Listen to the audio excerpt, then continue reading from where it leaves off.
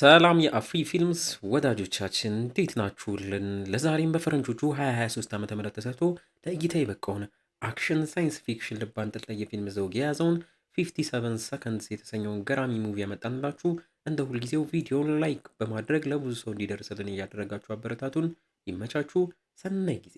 ሙቪው የሚጀምረው አንድ የግል አይሮፕላን አኮኩቦ እየተነሳም ሳለ ከፊቱ የፖሊስ መኪኖችም ተደርድረው ሊያስቆሙትም ሲተኩሱበት እያየንም ሲሆን ውስጥም ላይ ፍራንክሊን የተባለ ወጣትም ሊከሰኮስ እንደሆነም ታውቆት ከዚህ በፊት ያሳለፈው የህይወቱ ጊዜያት በአእምሮም ላይ ድቅን ይሉበታል።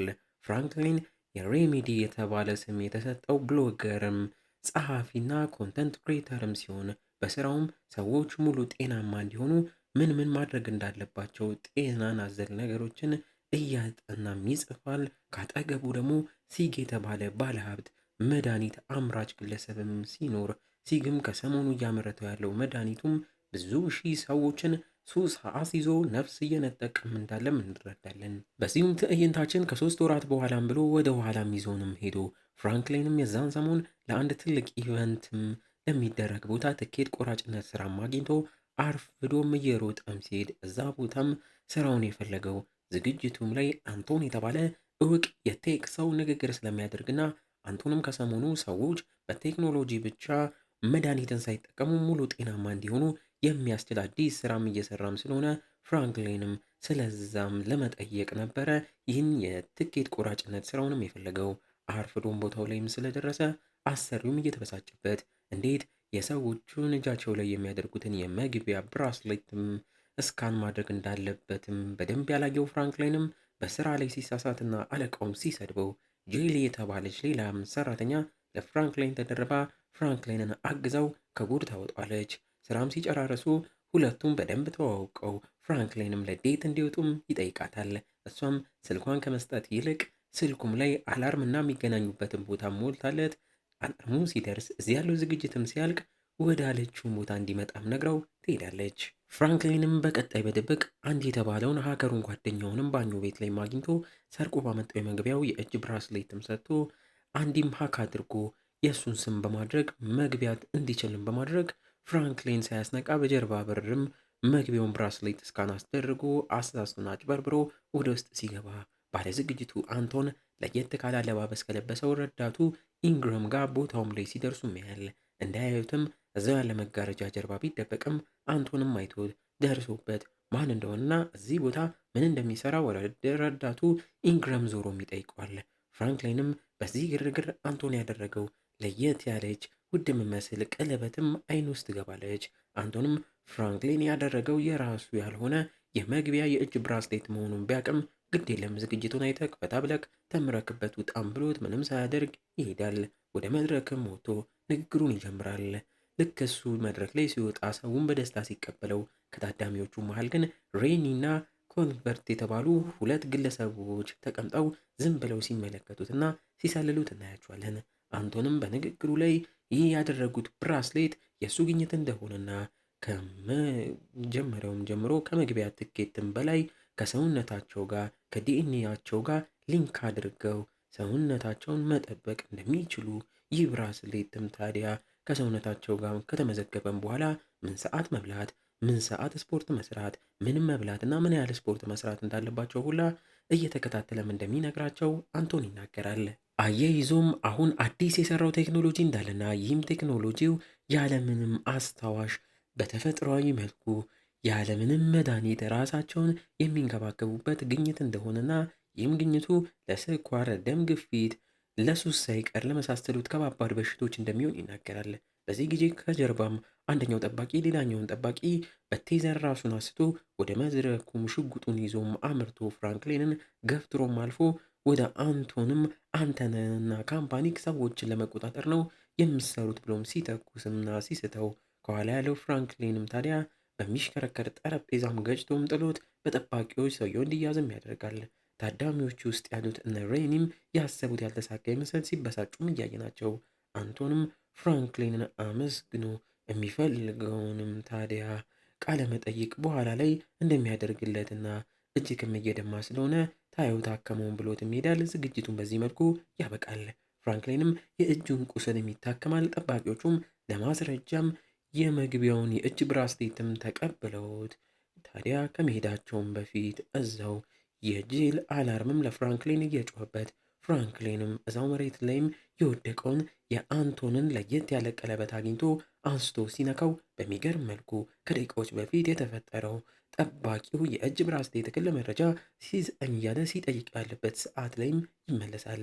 ልክ ጠባቂውም እንደሄደ ቀለበቱንም ሲያገኙና የጄል አላርም በድጋሚም ሲጮህ ድጋሚ ሁላም ታይቶት ግራ ተጋብቶ በጨርቅ ቀለበቱን ጠቅልሎም በመያዝ ጄል ወደ ቀጠረችውን ቦታም ያመራል። ሬስቶራንቱም ላይ ተቀምጦም እየጠበቃት ያንን ቀለበት አውጥቶ ማተኩሮም እያየው ልክ አስተናጋጇ መታ ስታስነካው አሁንም ታዲያ ደቂቃዎችን ወደ ኋላም ይመለሳል። ፍራንክሊን ተናግጦ መልሶም ሊነካው ቢልም የቀለበቱ ቀለም ከጥቁር ወደ ነጭነት እንደተቀየረና ቻርጅ ማድረግ እንዳለበት እየገባው አስተናጋጇ ተመልሳም ስትመጣ በአሁኑ ቀለበቱን እንዳታስነካውም እያራቀው አዟትም ለቀለበቱን ታዲያ መልሶ ጥቁር እስኪሆንለት ጠብቆ ጥቁር ሲሆንለትም ነክቶት ሰዓትም ይዞ በትክክል 57 ሰከንዶች ወደ ኋላ እንደሚመልሰው ያረጋግጣል። በለው ጄልም ደርሳ ቦታ ቀይረው የተሻለ ቦታ አመርተው እያወሩና እየተጫወቱ ያመሻሉ። ጥሩ ጊዜና ግንኙነት በመሃላቸውም ተፈጥሮ ጄልም የስዕል አርቲስት እንደሆነችም ፍራንክሊን ሰምቶ እየተገረመ እሱም ስለ ስራው እየነገራት ቴክኖሎጂ የሰዎችን ጤና ስለሚጎዳም እሱም በጤናና በእነዚህ ቴክኖሎጂዎች ጋር ያለውን አስተያየቱን በብዙ ጽሁፎችም ጽፎ አንዳንዱ ጋዜጣ ላይ እንደወጣለትም እየነገራት ዴታቸውም እያለቀ ሲመጣ ጄል ራሷም ስማው እየተሳሳሙ ወደ ፍራንክሊን ቤትም አምርተው ወደ መፈጸሙም ሊገቡ ሲሉ ጄልም ልብስ ማስቀመጫ ውስጥ የሴት ቦርሳም ማይታ ፍቅረኛ አለ እኮ እያለች ተበሳጭታበት አስቁመውም ትተው ትወጣለች። ወዲያው ግን ፍራንክሊን ቀለበቷን ነክቶ 57 ሰከንድ ወደ ኋላ መልሶም ሲገቡ የነበረበት ሰዓት ላይም ተመልሰው ቦርሳውን ከልሎና ቁም ሳጥኑን ዘግቶ እንዳታዩ ማድረግ መሳሳማቸውን ይቀጥላሉ። አሁንም ጂል የሴት ፎቶ አልጋው አጠገብ ማይታ ተበሳጭታበት ልትወጣ ስትል ፍራንክሊን ይህ በድጋሚ ቀለበቱን ነክቶ ወደ ኋላ መልሶ ቦርሳውንም ፎቶውንም ከልሎና ደብቆ መሳሳማቸውንም ይቀጥላሉ። ልክ ጂል በየሆነ ነገር ልትበሳጭም ስትል ሰከንዱን እየመለሰ የተበሳጨችበትን ነገር ያስተካክላል። እሷ እንደምትፈልገው አይነትን ወንድ ሆኖላት አብረው ያድራሉ። በሌላ በኩል ሬኒና ክሌቨርትም ወደ አለቃቸው አምርተው ዝግጅቱ ላይ የተፈጠረውን ሁላም ይነግሩታል። እኛም አለቃቸው ሲግ እንደሆነም እያየን እሱም ይህ ሆን ተብሎ ትኩረት ለመሳብ የተደረገ ሊሆን ይችላል። ስለ ፍራንክሊን ስለተባለው ልጅ አጣሩ። እንዲሁም ሬኒ ይህ የአንቶን አዲሱ ቴክኖሎጂ እንዳለው ከሆነ የኔም መድኃኒቶች እንዳይሸጥ እንዲሁ እኔን ሊያከስረኝም ስለሚችል እውነት ይሰራ መሆኑን አጣሪም ብሎም ያዛታል። በሌላ በኩል ፍራንክሊንም ከርዲንም ጋር በንጋታው ጥሩ ቁርስም በልተውም ጥሩ ጠዋት እያሳለፉ ከውጪ መኪናው እዳውን ስላልከፈለ ታስሮም ሲወሰድበት እሱም ታዲያ ሰከንዱን እየመለሰ ደርሶ ሊያስቆምና መኪናውን ለመመለስ ቢሞክርም ሳይደርስ ይቀራል። ከርቀት የሪግ ሰራተኛ ክሌቨርትም እየተከታተለው እንዳለም እናየዋለን። መኪናውን ለመመለስ ግዴታ ገንዘብ የሚያስፈልገው ፍራንክሊንም አንድ የካሲኖ ማስታወቂያ በቲቪም አይቶ ሀሳብ መጥቶለት ቅርቡ ወዳለ የቁማር ካሲኖ ቦታ አምርቶ በቀለበቱ ጊዜውና ሰዓቱን እየመለሰ የሰዎችን ትኩረት እስከ መሳብም ደርሶ ብዙ ገንዘብም ከቁማር ቦታውም በልቶ አዲስ መኪናም ገዝቶ ይህን ስራውን እንደሚቀጥል እያሰበም ይወጣል። ክሌቨርትም የሚሆነውን ሁላ በጥርጣሬም ይከታተላል። ፍራንክሊንም ወደ ቁማር ቤቱን በድጋሚ ተመልሶ ድጋሚ ብዙ ገንዘብ በልቶ ሀገር ሰላም ብሎም ሲወጣ በጠባቂዎች በኃይል ተመቶ ሲያዝ ወዲያው ሰዓቱን እየመለሰ ቀድሟቸው ሊያመልጥ ቢሞክርም ጠባቂዎቹ መልሰው ይይዙታል። መሬትም ጥለው ምን እያደረገ እንዲህ እንዳለ በተከታታይ ቁማር የሚበላውም እየጠየቁ ሲያፋጡት እዛው ክሌቨርትም ደርሶ ያስቆማቸዋል። እነሱም ታዲያ ለፍራንክሊን ሁለተኛ ወደዚህ ቦታ ድርሽ እንዳይልም ነግረው አስጠንቅቀውት ይሄዳሉ። ክሌቨርትም ፍራንክሊንን የሚበላም ጋብዞ እንዴትን ቁማሩን እንዲህ በተከታታይ እየበላ እንዳለ እየጠየቀም ሊያወጣጣው ይሞክርም። ፍራንክሊን ግን እድለኛ ሆኖም ብቻ እንደሆነም ይናገራል። ስለ ስራውም የሰማው ክሌቨርትም ከአለቄ ሲግ ጋር ላገናኝክ ጥሩ ነገር ትሰራላችሁ ቢለውም ፍራንክሊን ግን ሲግ ማለት ብዙ ሺህ ሰዎችን በመድኃኒቱ የጨረሰውም ግለሰብ መሆኑንም ስላወቀ ሳይስማማም ቀርቶ ተነስቶ ይሄዳል። ክሌቨርትም እምቢ ቢለውም ስልኩንም ሰጥቶ ይሰናበቷል። ከቀናት በኋላ ጂልም ፍራንክሊን ቤት ስትመጣ በተለያዩ አዳዲስ እቃዎች ቤቱን እንዳስዋበው እያየች እየተገረመች ላፕቶፑ ላይ የሴት ፎቶም ስታይ ማንነቷንም ጠይቀው ፍራንክሊንም ታዲያ መንታቱ እንደሆነች እናም ከ4 ዓመት በፊት የመኪና አደጋ ደርሶባት የሲግ ተብዬውን ሰው መድኃኒትን መጠቀም ጀምራ የሱስ ተጠቂም ሆና ኦቨርድራግ ወስዳም እንደሞተች እያዘነ ይናገራል። ከዛን ጊዜም አንስቶ ፍራንክሊንም በትክክለኛ ስሙ በየሚዲያው እንደ ሲግ አይነት ሰዎችን ለመታገልም እየሞከረ በድብቅ ግን ሬሚዲ በሚል ቅጽል ስሙ ሚስጥራቸውን ለማውጣት እንዲሁ የተለያዩ ጽሁፎችን ስለነሱ አስነዋሪ ነገሮችን እየጻፈም በዛም እየታገለ እንዳለም ይነግራታል። ጄልም አዝናለት እያቀፈችው ሚስጥሩን እንደምትጠብቅለትና ከጎኑ መሆኗንም ትነግሯለች። እሱም ለሷ የገዛላትን ብዛት ያላቸው ስዕል ለመሳል የሚሆኑ እቃዎችንም እያሳያት በስጦታ መልክም ሰጥቷት ውጭ ወጥተው በአዲሱ መኪናው ሊሄዱም ሲሉ ከአንቶን ስልክ ተደውሎለት ለኢንተርቪው አሁን ዝግጁ እንደሆነም ተነግሮት እዛው የአንቶን ረዳት ኢንግረምም በመኪና ደርሶ ይዞት ይሄዳል። ቦታውም ላይ ሲደርስ ቢሮ ተቀምጦ የጠበቀው አንቶንም ለሱና ለጄል የእጅ ብራስሌትም እንደ ስጦታም እየሰጠው ስለ አዲሱ ግኝትም እያወራው የአዲሱ ግኝት ቴክኖሎጂም ሰዎችን ከህመም ብቻ ሳይሆን ከተለያዩ አደጋዎችም ይጠብቃል፣ ከመድኃኒትም ያረቃቸዋል። ለዚህም ልዩ የሆነ የኳንተም ፓርቲክልስ እንደተጠቀመም ነግሮት በተጨማሪም ታዲያ ሁሌም ቢሆን በጭንቅላትክ ፍትሃዊ ሆነክ አስብ የሚል ምክርም ለግሶት ይለያያሉ። አመሻሽ ላይ ፍራንክሊንም ከጄል ጋም እያለ ወደ ሲጋ በክሌቨርት በኩልም ሄዶ ስለ ስራው ስለ ወንጀሉ ሁላም እንዲያጋልጥና እንዲያምን ላድርገው የሚል ሀሳብም አምጥቶ ጄልም ታበረታቷለች። በቀጣይ ቀን ከክሌቨርት ጋርም ሆነው ሲግ የሚኖርበት ቦታ አምርተው ፍራንክሊንና ሲግም ለመጀመሪያ ጊዜ ሲተዋወቁ ታዲያም በዚህ ሲግም እየተገረመ ስሙንም ከመናገሩም በፊት ፍራንክሊን የእህቱን ስም ተናግሮ በቡጢም ብሎት ወዲያው ሰዓቱን መልሶ ግን ምንም ሳይፈጠር በስርዓት ያወራዋል። ክሌቨርትም ስለ ፍራንክሊን የቁማር እድልም አንስቶ ሲግሜን ሲሰማ አሁን እኔ ሳፏጭ ምን እንደሚፈጠር በትክክል ከተናገርክ እያንዳንዱ ስለ እኔ ካምፓኒ የምጽፈው ጽሁፍ ላይ $100,000 እከፍልካለሁ። በትክክል ካልተናገርክ ደግሞ በግማሽ ክፍያ ከ5 ጥሩ ነገር ስለ እኔ ካምፓኒ ጽሁፎችክ ትጽፋለክም ብሎም አሳምኖት ፍራንክሊንም ተስማምቶ ሲያፏጭ ውሻክ ይመጣል ብሎም ገምቶ ግን ሲግ ሲያፏጭ አንዷ ሞዴል መታም ትስሟለች። ይህን ያየው ፍራንክሊን ወዲያው ሰዓቱን መልሶ በትክክል ይገምታል። በዚህም ብሩን በልቶ አዲስ ስራውን ከሲግ ጋርም ይጀምራል። ልክ እሱ እንደሄደ ግን ሲግ ለክሌቨርትም ከፍራንክሊን ጀርባ አንቶን ስለሚኖር ፍራንክሊንን በደንብ ተከታተለውም እያለም ያዘዋል። ምሽት ላይ ፍራንክሊንም ስለ አዲሱ ስራው ለጄሊም ነግሯት እሷም ይህ ከህሊናክ ውጭ የሆነ ስራ ነው ይቅርበት ብትለውም በዚህ መንገድ ነው የሲግን ሚስጥራዊ ፋይሎች ላይ ደርሼ እማጋልጠው፣ ሲቀጥል ገንዘቡን ለጥሩ ነገር ህይወታችንን ለማሻሻል ብቻም አውለዋለሁም ብሏት እሷም ታዲያ ስለወደዳት ከእህቱ ቀለበት ጋር አያይዞ ቀለበቱን አውጥቶ እንድታገበው ይጠይቃታል። ጄሊም በደስታ ትስማማለች። በቀጣይ ቀን ስለ ፍራንክሊን ካምፓኒ ጥሩ ነገር መጻፍ ያልፈለገው ፍራንክሊን ለምን ትልቅ ኢቨንት አዘጋጅተክ ብራንድ ግን አታድስም? በዚህም ላግዝክ የሚል ሀሳብ አምጥቶም ያሳምነዋል። እዛው መስሪያን ቦታም ተሰጥቶት ቆየት ብሎም አንዷ ሞዴል ወደ እሱ አመርታ ልታሳስተው ብትሞክርም ፍቅረኛ እንዳለውም ነግሮ ያስወጣታል። ክሌቨርትና ሲግም ያንን በቪዲዮ እያዩ ወጥመዳቸው ውስጥም ስላልገባ እየተበሳጩ ሌላ እሱን የሚያስፈራሩበት ነገርም እያሰቡ ትሪኩንም ለማወቅ ይሞክራሉ። በቅርብ ቀን ውስጥም ፍራንክሊን ጄልን ይዞ አዲስ ቤትም ገብተው ኑሮም ሀብለው ይጀምራሉ።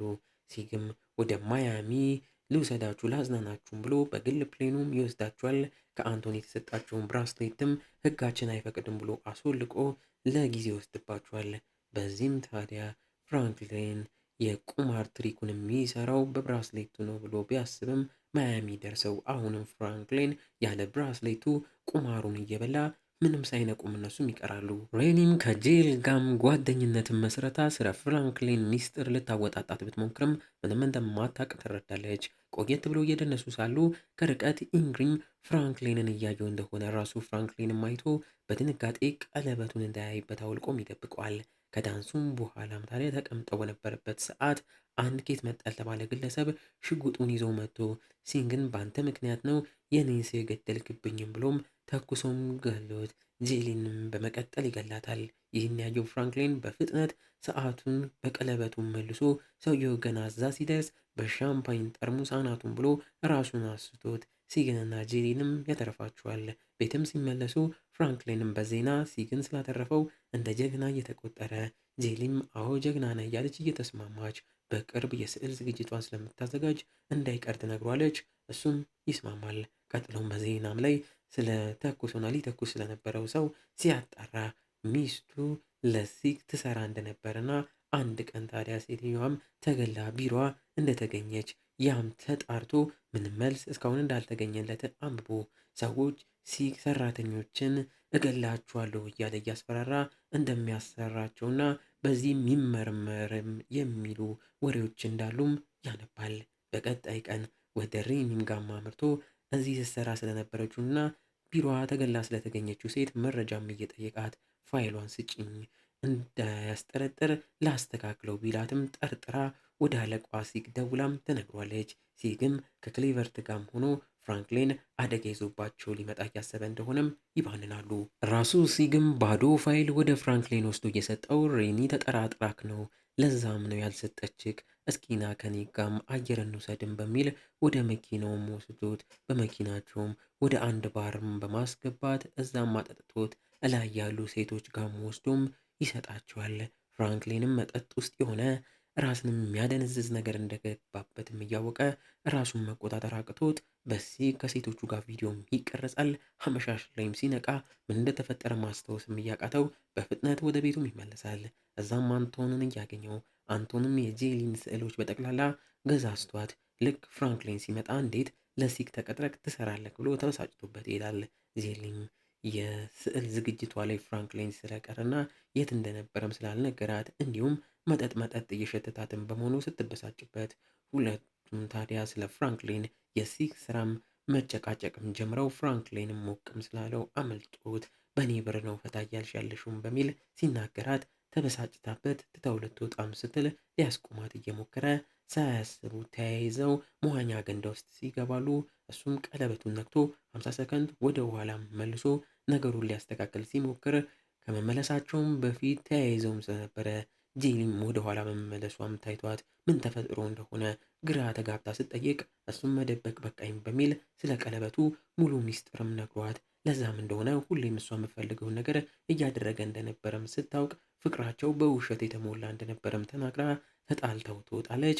ፍራንክሊንም በአሁኑ ነገሮች እንደሆኑ ይሁኑም ብሎም ይቀራል። በቀጣይ ቀን ወደ ስራ ቦታ አማመርቶ ሬኒም ላይ ሽጉጡን እየደቀነ የካዝናው መክፈቻ ሚስጥር ቁጥር ንገሪኝ ቢላትም ቆጢ ስታደርገው ሰዓቱን ወደ ኋላም እየመለሰ በድጋሚም ሄዶ ተሳስቶ አሁን ደግሞ ሲተኩስባት አሁንም በድጋሚ እየመለሰ በመቀጠልም እያነቀ ቁጥሩንም ተቀብሎ ሲሞክረው የተሳሳተ ቁጥር እንደሰጠችውም ሲያቅ አሁንም ሰዓቱን እየመለሰ እግሯ ላይ ትራስ አድርጎም እየተኮሰባት ቁጥሩን ተቀብሎ ልክ እንደሆነ ካወቀ በኋላ ሰዓቱን ለመጨረሻ ጊዜ በመመለስ ከሰዓቱን ቢሮ ቁጭ ብሎ በስራ እንደሚያሳልፍም ነግሯት እዛ ያመሻል።